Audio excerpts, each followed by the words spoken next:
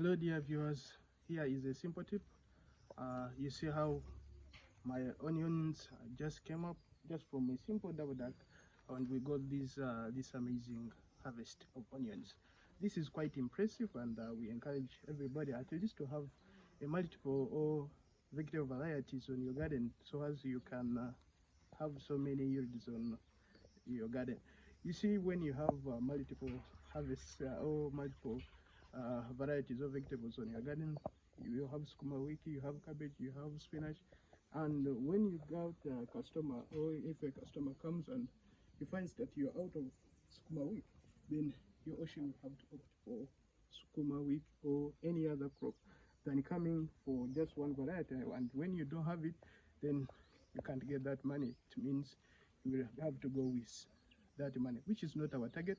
So as when a customer comes, he or she must leave behind some money with you, so as we can continue to encourage and sustain our homes.